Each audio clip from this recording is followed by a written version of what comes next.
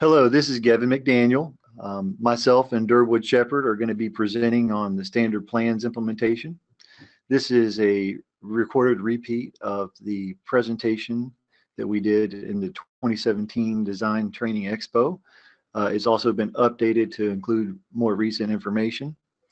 The standard plans will be released on November 1st, 2017, and they will be implemented on July 1st, 2018 for lettings on or after July 1st, 2018.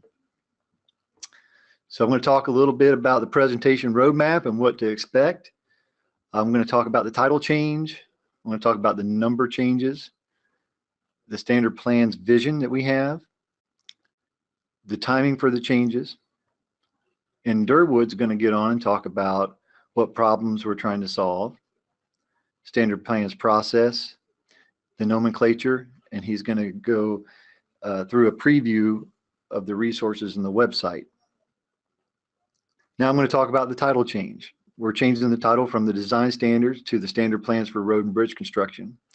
Over the past few years, we've been trying to align our processes and procedures with the standard specifications for road and bridge construction. So you'll see some changes come along that kind of align with those standard specifications. So as I said, we call them standard specifications, and for short, we'll also call the standard plans for road and bridge construction standard plans. So what are design standards? When we were trying to come up with a name to better describe the content, we were just looking at what does design standards mean, and we're looking at other terminologies because we wanted the name to represent what we actually have in the book. The use of the term design standards varies. Of course, it could be a standard set of design criteria. It could be a list of design manuals and requirements for an entity. It could be standards used to design something. So the term really didn't match what we intended it for to be with the contract that we have with construction. The design standards are supposed to be standard construction drawings. So we did a Google search, and the results, of course, showed FDOT design standards all over the place. But in general, we'd find entries like this. Design standards are a library of design guidelines and code. On the other hand, when we looked up standard plans, the use of the term doesn't vary. It's very specific and used for specific documents throughout the country. The Google search results showed us that Caltrans, the California Transportation Department, uses standard plans. Washington State uses standard plans, and Wyoming Department of Transportation uses standard plans. There's several other states that utilize this term, and it's consistent. So let's take a look at the various department publications we have. The department publishes construction contract document system that include the standard plans, the standard specification, pay items or the basis of estimates manual, and also the approved products list that we have. So we went through an effort recently to align the processes and implementation dates for all of these construction contract documents and other documents as well in the department. If you want to look back at that, you can look at Engineering and Operations Memorandum 16-02. The thought behind that was to improve the collaboration between our various offices in the department and also to provide better coordinated products for our customers. Taking a look at the numbering system change, here's an example using thermoplastic pavement markings. As you can see, here are the components of that construction contract document system with the standard specifications, pay items, and approved products that all use the 711 number. If we did not change the numbering system for the standard plans, we'd have something that just seemed out of place. So we're just simply, for the number change, aligning the number of the standard plans with all the other associated documents that the contractors are using. So the first three digits indicate the construction contract document system, and there are other digits after those first threes that are specific to the particular publication. So they specify certain divisions within those specifications. So anything after the first 3 digits may not necessarily match. We wanted a numbering system that had real meaning. We wanted to provide stability for our new numbering system. In the past, the numbers have changed quite a few times, and they've been randomly chosen, so they weren't really based on anything real. We wanted the numbering system to provide a cohesiveness with all the documents. We wanted consistency as well. We also wanted efficient knowledge retention for the users, and especially the new users of our documents. We wanted understanding from all users.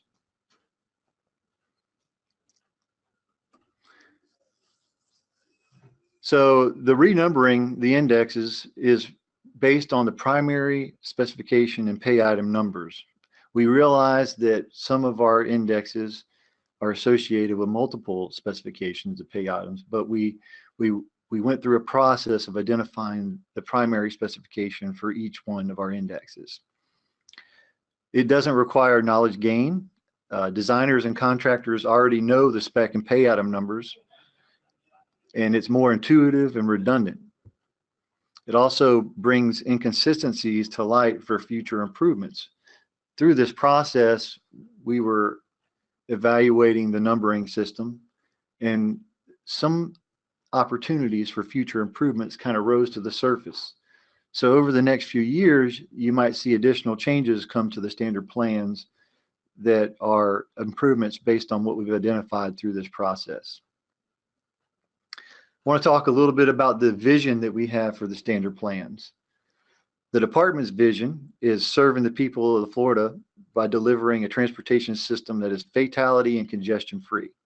Well, we all know that that may not be humanly possible to have a fatality and congestion free system, but that is our goal.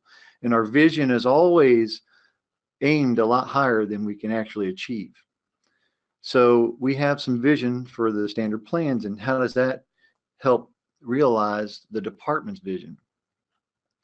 One of the visions is one interpretation of our standard plans, policy, and specifications by the users. We will achieve this by providing plain language. We want clear, concise, and consistent detailing and organization. Another vision is 0 questions from designers, 0 errors and omissions. We would like to achieve this by using standard plans instructions, which give the designer instructions on how to properly incorporate these indexes in their plan set and provide consistency in how they do it. We want to provide clear FDOT design manual criteria. Another vision is to have 0 construction claims. We would clearly define the responsibility between the designers and the contractors by putting the information in the correct location. We also don't want to use ambiguous language. We also want to lead the nation in innovation. We accomplish this by the use of our developmental standard plans and specifications and our innovative products list and approved products list in our product evaluation office. So how might we achieve one interpretation from all users? Well, first of all, we want to make sure that the information is placed in the correct location. We have design criteria versus construction plans. And in the past, the majority of our roadway-related design standards have had a mixture of design criteria and construction plans.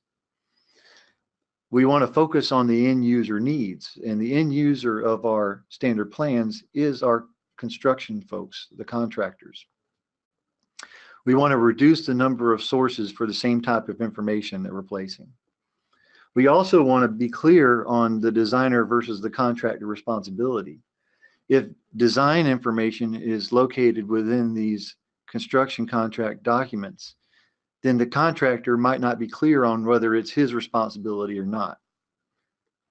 It's also realized that we've seen some inconsistencies from district to district as to whether they believe that they should put something in the plans or it's already covered in the indexes if it's already in our standard plans.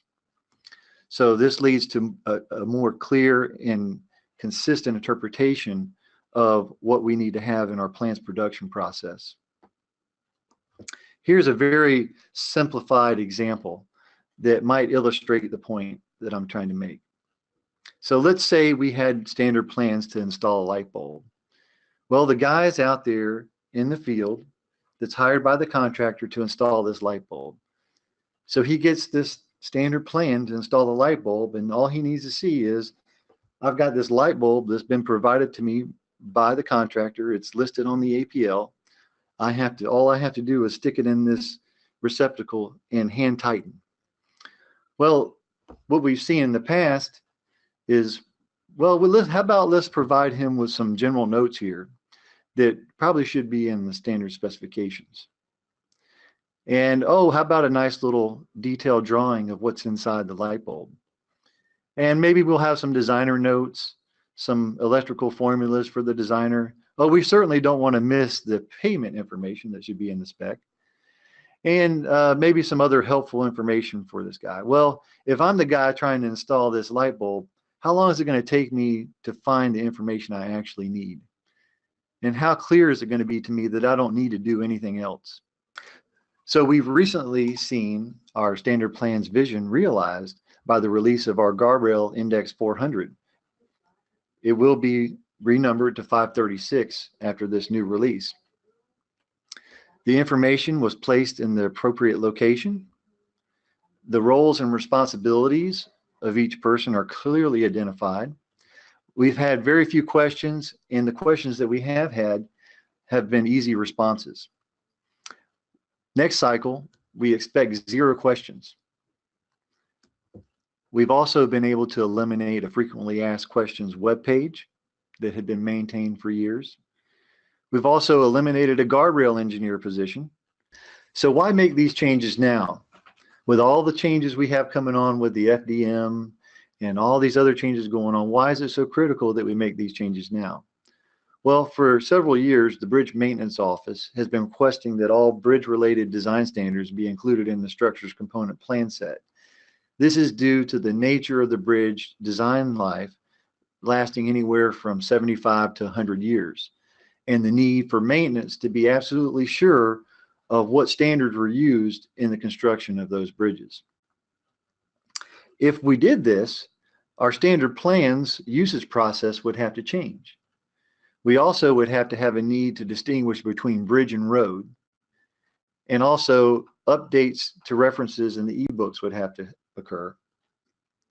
There's also a program being created to pull drawings based on pay item numbers from the standard plans into the plan set. So we have this effort going on with PPM to FDM, where all publications must be searched for references anyway. So at the time, we were like, well, if we're ever going to make this change, now's the time to do it. If we're going to make the change with the name, why not go ahead and renumber? So now Durwood's going to talk a little bit and finish this out. Thanks, Gavin.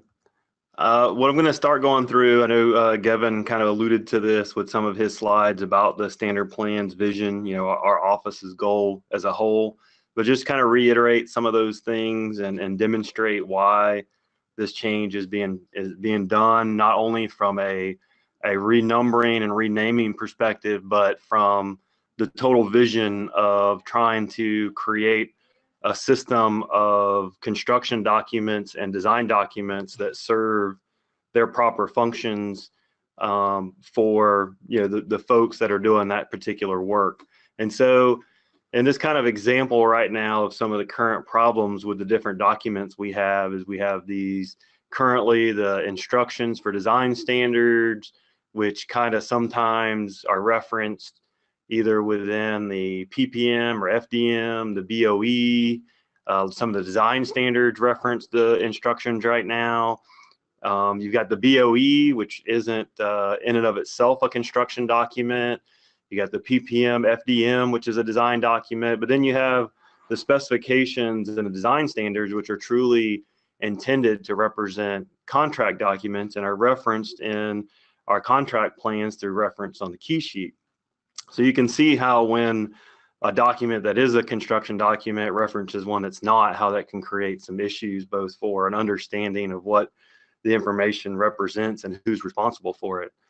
So as a result of going to standard plans, and in this kind of overall vision for our office would be to eliminate the cross references that go back and forth in directions where it's not intended. So for instance, the instructions should only ever reference the standard plans. The standard plan should never reference the instructions, as the instructions are a design aid. And then that would leave the only other possible path as construction related documents that can talk back and forth to each other would be between the standard plans and the specifications. And then all these other design documents can communicate with each other or point to those construction documents, but not back out the other way. As an example of some of the issues that were currently present, I grabbed the subsoil excavation 120 spec as an example. Here we have a current design standard that's titled Removal of Organic and Plastic Material Index 500. That removal of organic and plastic material in that context is not referenced within any of the other contract documents. It's all referred to as subsoil excavation.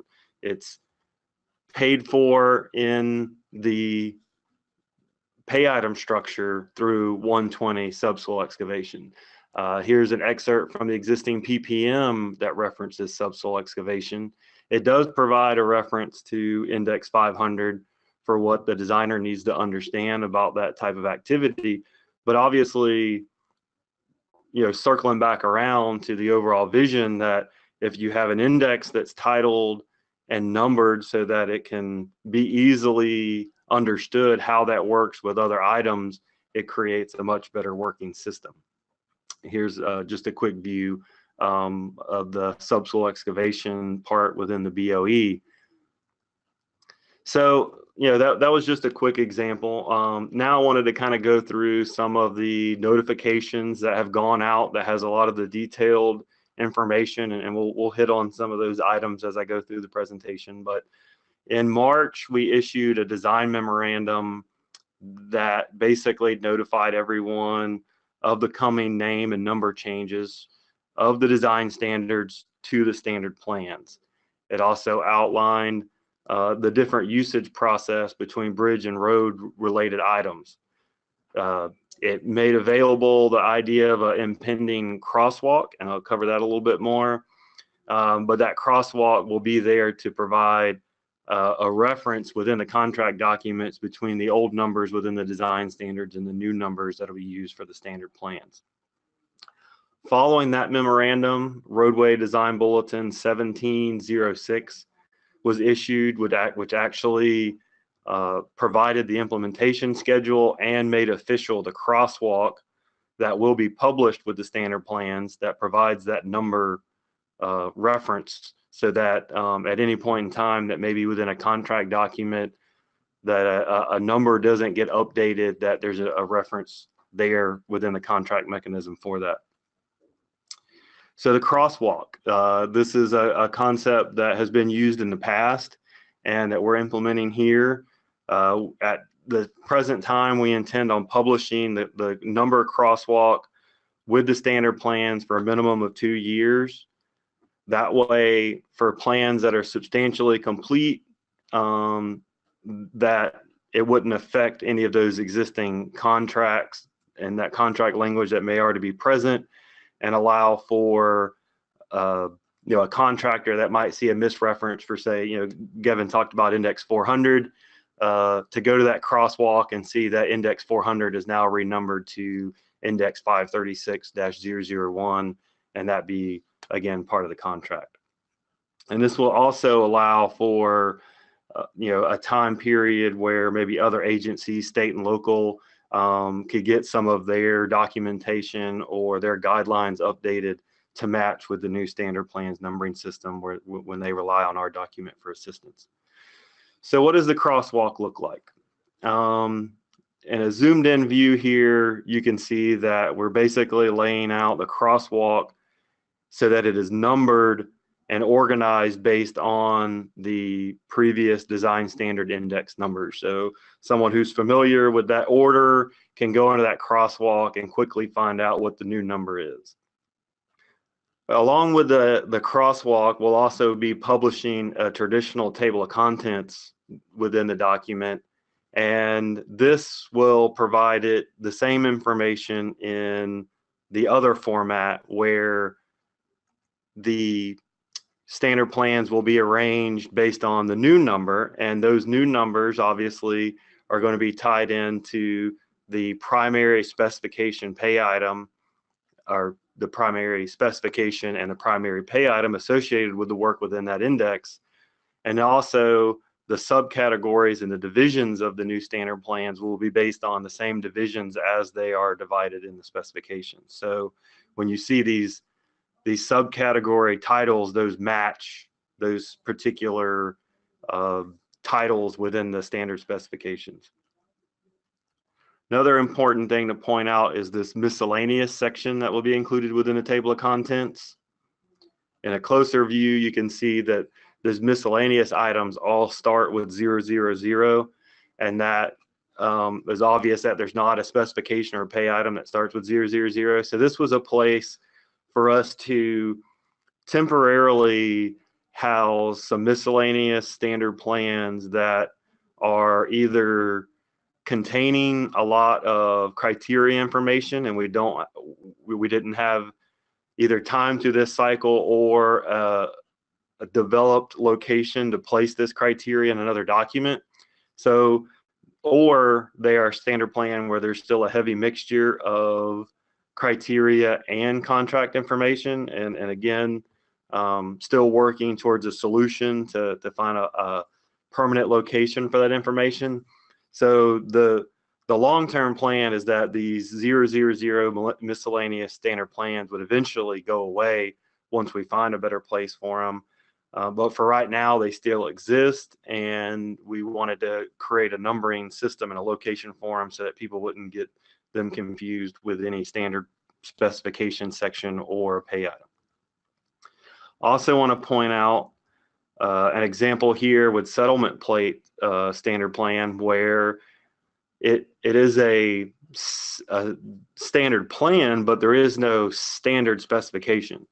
When settlement plates are used, there's always a technical special provision, or TSP, written to govern the work associated with them.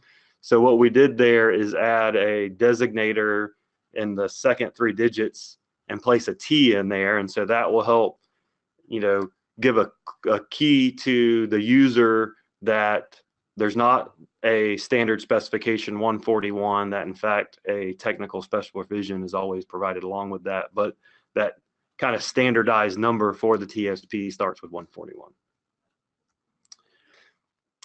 Also issued with the bulletin, Roadway Design Bulletin 1706, is also the nomenclature that we would like to try to standardize as part of this standard plans implementation process. This information is intended to be used by both the consultant engineers preparing plans and where index references are relevant, versus also document holders within the department that also reference the standard plans. And so we go through the different elements that are associated with the standard plans, whether that's just a basic index reference shown first, a reference to the new standard plans instructions, or interim revision, developmental standards, or instructions to developmental standards. So this is just the guide so that, like I say, everyone knows how to consistently reference specific indexes or the standard plans in general. Along with that is also a definition of sorts to help people understand the difference between standard plans for road construction and standard plans for bridge construction. So as Gavin mentioned, we had to make a designation here cut so that we could group them separately on our website to allow for people to understand which standard plans are being attached to the structures component as related to a bridge project, and everything that's not attached to the plan set. So here's a pretty simple definition of that. Basically, If it's any index relating to the bridge approach slab, substructure, or superstructure, then it's included in that bridge. But when we talk about road construction, it would include all roadway related items, but also any structural related items that are located along the roadway. So that could include walls, drainage structures, embankment, lighting, signing, signals. So the designation is strictly, if it's bridge, it goes with the bridge. If it's not bridge, then it falls into the roadway or the road category. In terms of the implementation schedule, the new index numbers and this nomenclature, which is intended in providing the new standard plans designations, will be included within the standard plans, which will be published in November of 2017 and will be effective for July 2018 lettings.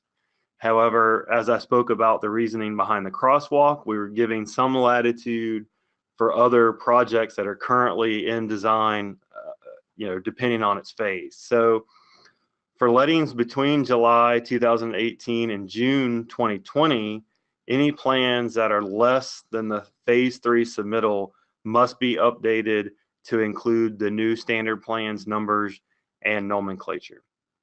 For lettings between July 2018 and June 2020, which are already beyond the phase 3 submittal, we're going to leave those up to the district's discretion. So that may be some projects that are currently just going through a normal design cycle, or maybe projects that have been on the shelf. Things that are substantially complete and that we don't want to expend a lot of consultant resources to go through there and update references when we have that crosswalk available. And then ultimately, all lettings on or after July 2020 will require to be a full implementation of the standard plans, numbers, index numbers, and the nomenclature associated with it.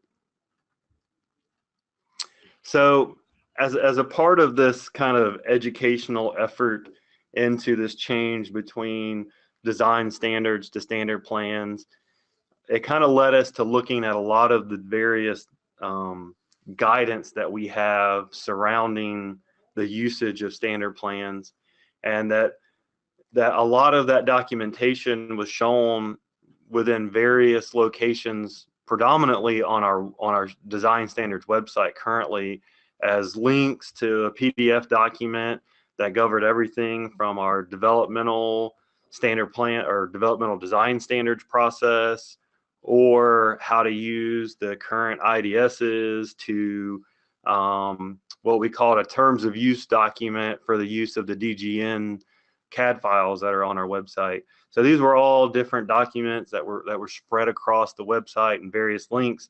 And so we talked with the criteria group and discussed actually including a new chapter within the FDOT design manual that will cover the standard plans, all the associated processes, and then also reference to the standard specifications for road and bridge construction, so that EORs and users of the various documents, know what their responsibilities are as designers. So that led to the creation of a new chapter, which will be issued with the FDM. It will be chapter 115. And I'm going to go through various parts of that new chapter and what it covers, so that people can fully understand that. I know there's a lot of text here. I'm just going to underline a few things to get the point across. One new process that we implemented is what we refer to as a standard plans errata. Basically, this is a very minor change, a editorial or typographical error that we want to go ahead and fix outside of our standard publishing cycle, but yet it's a change that would not affect anything about the design criteria associated with it, the cost of that item, anything that would affect the contract in any kind of way. It's just very minor errors that we just want to go ahead and take care of, get it posted, and move on. One distinction, although when there is an errata posted, you can find a red line for what changed. That change gets automatically pushed into all of the documents as they're referenced on the website. So you don't have to go find that errata somewhere outside of the published document on the website. The standard plans developmental process. This is something that, we had a standalone document and flow chart located on the website to kind of guide a designer and engineer of how to implement a developmental standard within their plans. That flow chart and the process will now be included within this chapter. And basically, I think most people are familiar with our developmental standard plans. Is basically the process, like Evan talked about, of integrating new or innovative concepts into the plans. There's a central office monitor for the developmentals that has to approve the usage of them. But all of these different details are now laid out in this new chapter. You can see here on the right is the new flow chart that will be included in the FDM to guide users through that process. Standard plans interim revisions. I think most people are kind of used to calling these DSRs when we were using design standards revisions as the term for this. But when we only use the term revision, sometimes that got confused with the revisions we were just making as part of the standard cycle updates and publication versus a revision that is issued and published out of cycle that is intended for implementation before the next regularly scheduled book is released. So this is a specific change. Maybe it's due to some change in construction methods that can't no longer be applied, or it's a safety issue where we're going to push that revision to be implemented on a specific schedule. And basically the new terminology is going to reintroduce the word interim. That's a very descriptive word to use with these, because obviously it's an interim change that will be then rolled into the next publication. And so it also helps us divide up which revisions are just going along as part of the traditional publication cycle and which ones fall outside of that cycle. Modifications to standard plans. This is a topic that I've found out that there's some inconsistency when there's a project-specific need to make a modification or change to an existing standard plan, and they want to use the CAD drawings that we provide on the website to do that, how that process is actually handled within the plans and how it's represented. So this particular information was covered under our terms of use for using the DGNs in the past, but the more times I spoke with designers or reviewers in the districts, it became evident that they didn't really know that this existed, and how they got showed in the plans was not being done consistently. So basically there are three methods for doing a modification, project specific modification to the standard plans within a given project. Method one would be to take the drawings and the details that we provide in the CAD files and produce a new project specific drawing set where you no longer reference the standard plans within or that specific standard plan within the project at all. It's a completely standalone document that you're creating basically from scratch. You're just using what we have as a template. Method two would be that you would take that CAD file, and although there would still be no reference to the related standard plans in the contract plans, it's more of a modification of the existing details and notes. You're not completely redeveloping the index. And method three is the most typical, and that is where you just have one minor detail that you need to modify because it won't. One little detail from the CAD files and represent it within your contract plans. A common one, I show a concrete barrier in the top right corner of the slide. That's a common one that we see where for some reason the foundation of our standard concrete barriers conflict with something, and so they need to do a project specific design to alter the foundation element.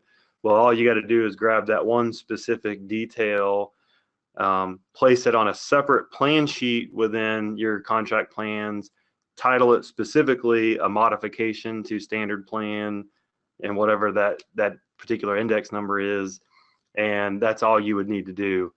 And like I say, that's the most common approach, is that you just got to change one minor detail for project needs. Standard plans instructions. These were previously called instructions for design standards, or for short IDSs. These are reference documents, guides, if you will, that have been produced out of the structures design office for some time now. I'm pretty sure that all of the structures related design standards currently probably have an IDS, but roadway design elements are kind of coming up to that. I think the first real complete instructions came out along with the improvements to the guardrail standard. So you'll be seeing a lot more instructions developed for this very purpose. But we wanted to include this process and the details of it within the FDM chapter to make sure that the engineer of record was understanding of his responsibility to understand what's in the instructions and determine the applicability of a particular index within his plans. Data tables are another issue. These were previously covered in the instructions guide, and it's basically providing detailed information there about why there are separate CAD cells located on our website. And this is something that probably long-term will remedy itself, but because of different publication cycles in the past, when we would make a change to a design standard that would impact how a CAD cell, traditionally it was always data tables, would require a change to them, and the new CAD load hadn't been released yet, then we would post all the relevant CAD cells alongside the index so they were available for designers to go ahead and start using them. We're working towards a much better system of releasing our documents. So long term, this shouldn't be as much of an issue, and will probably ultimately go away, but they're still posted at this time. And finally, we were just adding in to this chapter some information about general EOR responsibilities to the standard plans, and again, how the EOR is responsible for determining the suitability of a particular standard plan to his project, and then he becomes responsible for that within his project. The standard plans website that's currently still under construction. There will be a new homepage. Previously when you went to our design standards website, it was kind of a one-stop shop, which was the original idea, and a very good one. But over time, the amount of information that we're trying to give the user, it kind of becomes a lot of information to look at one time. So we wanted to provide a little bit more concise content when we move to the standard plans.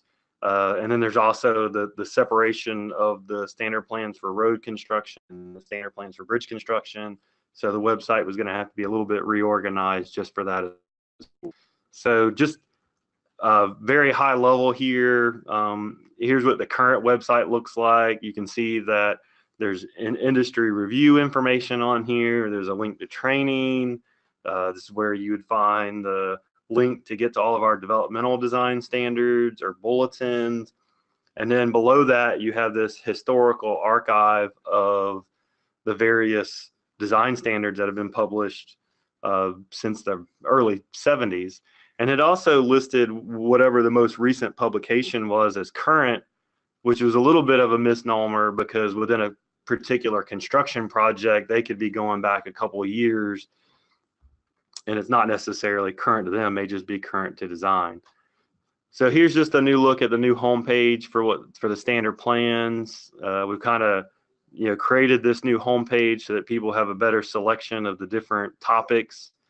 At the top will be a link to the new standard plans, and it will be a new site where this first edition of the standard plans will be located, and then subsequent years we will add to that list just like we had for the old design standards. But if you're looking for design standards, previous versions, and they are housed on a separate link, as you can see there, the second link. But from there, the website I think will be a little bit more intuitive with respects to that, providing various information for the supporting documents, training, history, things like that, instead of having it all shoved into one page. All right, thank you, everyone. This last slide just contains some contact information for me and Gavin if you have any questions after you've viewed this webinar. Thank you very much. All right, well, thank you, guys. Appreciate everything. We didn't see, just got one question that came in. Will the presentation be made available after the webinar? So, yes, it will. Yeah, it'll be, we're going to be looking at a couple different options. One will be in Learning Curve under the PM webinar series, where you can find all the webinars that we've presented to date all in one spot. And I believe it's going to be on the Office of Design training page as well. Right. So at the top of the design or the standard plans page, whichever one you go to, there's a training link, and it should be found under there probably. Okay, great. So don't see anything else. I know one thing did come up in a conversation was some information on box culverts, and I know there's been a couple of things going on lately, and if you guys could maybe give us a little bit of information on it, that'd be great. Yeah, go ahead. Yeah, thanks, Bobby. This is Derwood again, everyone. In between preparing the presentation at the time of the expo and till now, there's been a couple of additional developments that we just wanted to let everyone be aware of, and that's a change to box culverts and how those, or where those will be shown on a plan set. Because of as we discussed in the presentation, the usage requirements for attaching bridge-related standards to the structures component plan set, the fact that box culverts are sometimes considered bridges and sometimes not, sometimes included in the structures component plan set, and then when there's not a structures component plan set, they're attached to the back of the roadway component plan set. There's several different issues there. It also creates some issues with digital delivery when you have really large plan sets and you got to send it around the drainage folks and roadway folks and then the structures guy just to sign and seal some box culvert stuff. So moving forward, there will be a new requirement that all box culverts, regardless if there's any other structures related items or bridge items, that there always be a structures component to the plan set or the plans package, and that's where the box culvert data tables and reporter core boring sheets will be. No real change in the format of that information at all. It'll just be those couple of items, and that's it for box culverts. Additionally, you'll probably notice that there was a design memorandum or roadway design memorandum that went out just a few days ago, 1704, and it covered some changes to the lead key sheet for project plans. And the main thing I just wanted to point out as it relates to this topic is that the example key sheet that was attached to that and that memorandum addressed how to now handle calling out the governing standard plans on the key sheet, because obviously that language is going to be different from what was there from the design standards in the past. So pay attention to that memorandum again, because that now shows how we want the standard plans to be referenced on the lead key sheet. Other than that, I think we're good to go. All right, well, I don't see any more questions. I'd like to thank Gavin and Derwood for their time today. If you have any questions, you can contact us and we can help you direct those questions in the right direction. Remember, we'll be posting this on the Learning Curve and on the Office of Design website. So if you missed some of it, you can go back and use it, look at it, and if you need it for a reference, it'll be there. So appreciate your time, and we'll talk to you next webinar. Thank you.